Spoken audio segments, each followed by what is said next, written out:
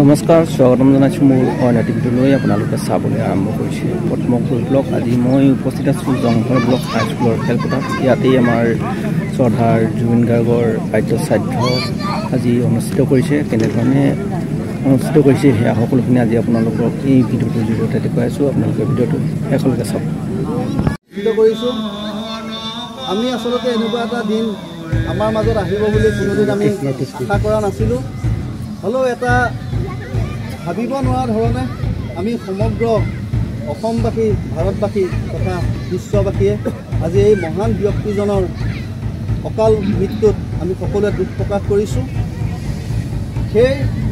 সেয়ে ভাবি আমিও আমাৰ অঞ্চলৰ ৰাইজেও যাতে তেখেতক আমি সেৱা জনাব পাৰোঁ, আমাৰ শ্ৰদ্ধা ভক্তি নিবেদন জনাব পাৰোঁ, এই উদ্দেশ্যে লৈ আমি এটা হোৱাটছএপত আমাৰ প্ৰায় নিউখুলিঙৰ পৰা বামনি দেওধাই গাঁৱলৈকে 15-16খন গাঁৱৰ ৰাইজক একত্ৰিত কৰাৰ উদ্দেশ্যৰে আমি প্ৰত্যেক গাঁৱৰ 2-3জন ব্যক্তিৰ মোবাইলত এটা হোৱাটছএপ গ্ৰুপ খুলিছিলোঁ।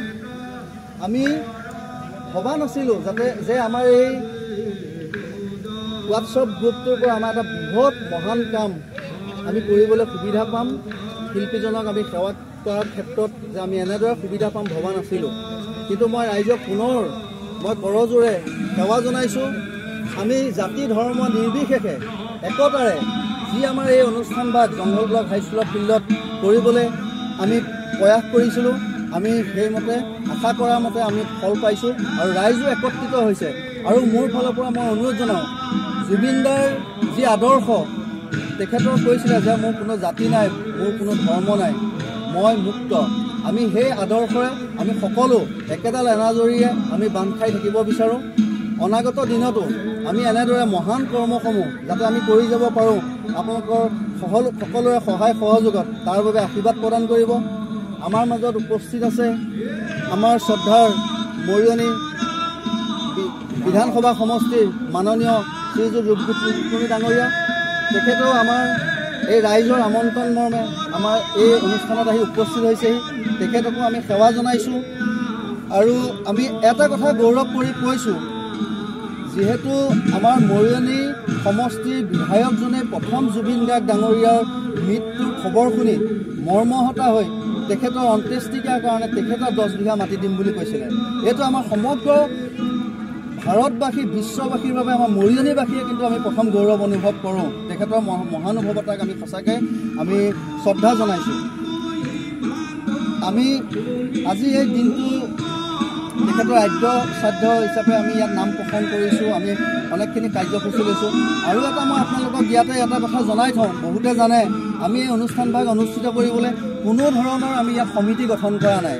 আমি ৰাইজ স্বতঃসূত্ৰে আমি একত্ৰিত হৈ পেলাই ওলাই আহিছোঁ। সকলোৱে নিজৰ নিজৰ কৰ্তব্য পালন কৰিছোঁ, সকলোৱে নিজৰ নিজৰ দায়িত্ব গ্ৰহণ কৰিছোঁ। আমাৰ মাজত আমাৰ মৰিয়নি বজাৰ সমিতিৰ বিষয়ববীয়া সকলো আহিছে, তেখেত সকলোকো আমি ধন্যবাদ জনাইছোঁ, তথা নমস্কাৰ জনাইছোঁ, আমাৰ সেৱা জনাইছোঁ। আমাৰ আমন্ত্ৰিত ব্যক্তি বহুত দূৰ দূৰৰ পৰা আমাৰ ইয়াত আহি উপস্থিত হৈছে।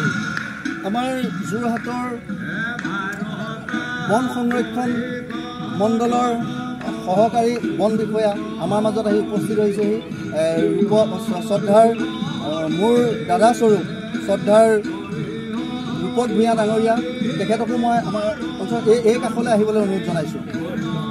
আৰু আমাৰ মাজত এজন যোৰহাটৰ মোৰ তেখেতো ককাইদেউ স্বৰূপ নেপপুৰ এজন বিষয়ববীয়া, তেখেতৰ কৰ্মৰত শ্বিলঙত থাকে, তথাপিতো আমাৰ অনুৰোধ ৰক্ষা কৰি, নিমন্ত্ৰণ ৰক্ষা কৰি আমাৰ এই ৰাইজক আহি পেলাই আৰু প্ৰয়াত শিল্পীগৰাকীক তেখেতে শ্ৰদ্ধাঞ্জলি জনাইছে। তাৰ বাবেও আমি তেখেতসকলৰ ওচৰত চিৰকৃতজ্ঞ।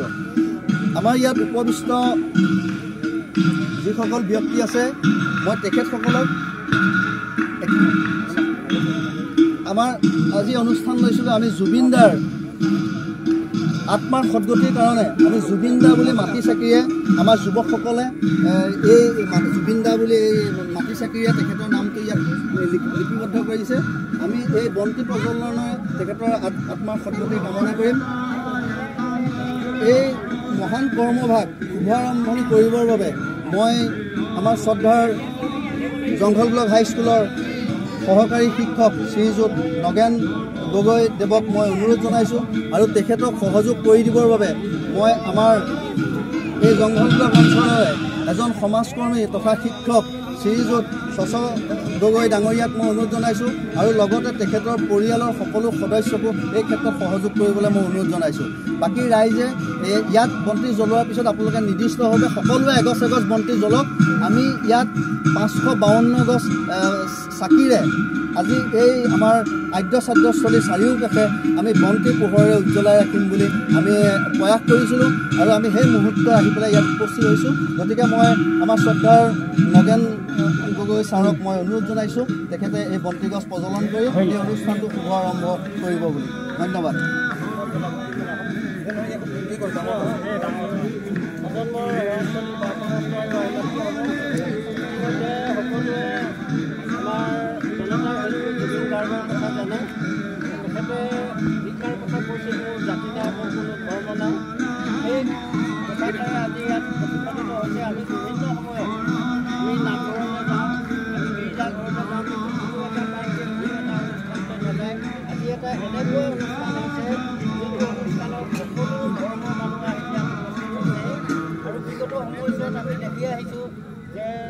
মায়াবিনী গীত সেইটো প্ৰাৰ্থনালৈ পৰিৱৰ্তন হৈছে।